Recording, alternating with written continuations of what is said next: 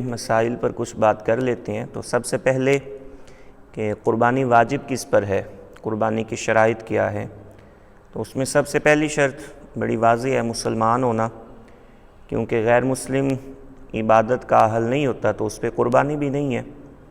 پھر دوسرے نمبر پر آزاد ہونا، غلام پر قربانی لازم نہیں ہے۔ بالغ ہونا، تو اگر ایک نابالغ بچہ ہے اگرچہ مالدار ہے تو اس پہ قربانی لازم نہیں ہوگی۔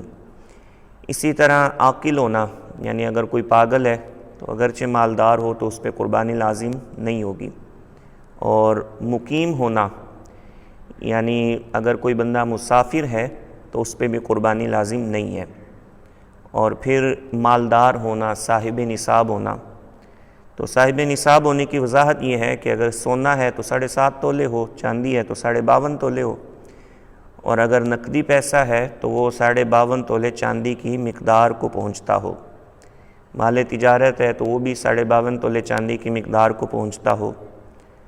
اور اگر ضرورت سے زائد سامان ہے، یعنی گھر کے اندر وہ سامان کہ جو سال بھر استعمال ہی نہیں ہوتا، تو اسے بھی نصاب میں شمار کیا جائے گا۔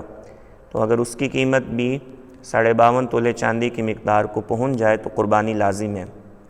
تو اگر یہ ساری چیزیں تھوڑی تھوڑی موجود ہیں، کچھ سونا ہے، کچھ چاندی ہے، کچھ مال تجارت ہے، کچھ ضرورت سے زائد سامان ہے، یہ نقدی پیسہ ہے، اور یہ 52.5 تولے چاندی کی مقدار کو پہنچ جاتے ہیں، تو ایسے بندے پر بھی قربانی لازم ہوگی۔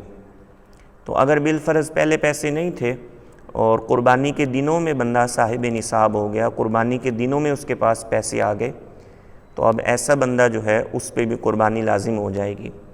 بھلے عید کے پہلے دن نہیں تھے تو عید کے دوسرے دن یا عید کے تیسرے دن اس کے پاس مال آ گیا، وہ صاحب نصاب ہو گیا، تو بھی اس پہ قربانی لازم ہے۔ یہاں تک کہ تیسرے دن اگر اس نے جانور خرید لیا قربانی کے لیے اور قربانی کرنے کا موقع نہیں ملا، وقت نہیں ملا، یہاں تک کہ سورج غروب ہو گیا، تو اب وہ زندہ جانور صدقہ کر دے گا، یعنی اب وہ چھری اس کے گلے پر نہیں چلائے گا، ذبح نہیں کرے گا، بلکہ اب اس کے لیے لازم ہے کہ وہ زندہ جانور ہی صدقہ کر دے۔ تو اگر وہ ذبح کرتا ہے تو ذبح سے جتنی رقم کم ہوگی جانور کی، پھر اسے اتنا پیسہ بھی مزید صدقہ کرنا پڑے گا۔ تو بہرحال المختصر کہ اگر وہ قربانی کے دنوں میں بھی صاحب نصاب ہو گیا تو بھی اس پہ قربانی کرنا لازم ہے۔ پھر جن جانوروں کی قربانی کی جاتی ہے ان میں اونٹ ہے جس کی عمر 5 سال، اور گائیں بھینس ان کی عمر جو ہے وہ 2 سال ہے۔ تو اس میں بھینس جو ہے اس حوالے سے یاد رکھیے، بعض لوگ کہتے ہیں بھینس کی قربانی جائز نہیں، لیکن اگر دیکھا جائے حضرت علی المرتضیٰ سے بھی روایات موجود ہیں، دیگر لغت کی بڑی بڑی کتابیں لسان العرب وغیرہ کے اندر بھی یہ وضاحت موجود ہے کہ جو گائیں ہے، بھینس بھی اسی کی جنس سے ہے، یعنی بھینس کوئی الگ جنس نہیں ہے۔ تو اگر قرآن مجید اور احادیث میں بقرۃ کا لفظ استعمال ہوا ہے تو اس میں بھینس یعنی جاموس بھی داخل ہے، تو بھینس کی قربانی کرنا بھی بالکل جائز ہے۔ اور اسی طرح پھر آگے بکرا یا بکری اور دمبا اور اسی طرح بھیڑ جو ہیں ان کی قربانی بھی جائز ہے۔ تو عمریں بکرا اور بکری جو ہے ان کی عمر تو 1 سال پورا ہونا ضروری ہے، ایک دن بھی اگر کم ہوا تو قربانی جائز نہیں ہے۔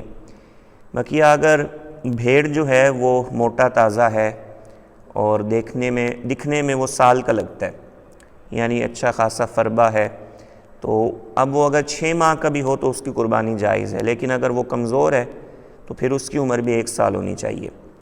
تو اس میں دوندہ ہونا ضروری نہیں ہے، بعض لوگ دیکھتے ہیں کہ دوندہ ہے یا نہیں، تو عمر اگر پوری ہے اور عمر کے پورا ہونے کا یقین ہے تو پھر جانور کا دوندہ ہونا بھی ضروری نہیں ہے۔ تو مطلب آپ جس بندے سے لے رہے ہیں بااعتماد بندہ ہے، یا اس جانور کی عمر پوری ہونے پر آپ کو گواہ مل گئے تو آپ کو یقین حاصل ہو گیا کہ اس جانور کی عمر پوری ہے، تو اب دوندہ ہونا ضروری نہیں ہے، عمر کا پورا ہونا ضروری ہے۔ تو جب عمر پوری ہے، اونٹ کی 5 سال، بھینس اور گائے کی 2 سال، بکرا اور بکری کی 1 سال، اور اگر یہ دمبا جو ہے یہ موٹا تازہ ہے، اس کی عمر 6 ماہ، تو ان کی قربانی جائز ہوگی اگرچہ یہ دوندے نہ بھی ہوں۔ پھر جانور کا بے عیب ہونا بھی ضروری ہے، یعنی جانور کے اندر کوئی ایسا عیب نہ ہو جس کی وجہ سے اس کے گوشت اور قیمت میں کمی ہو جائے۔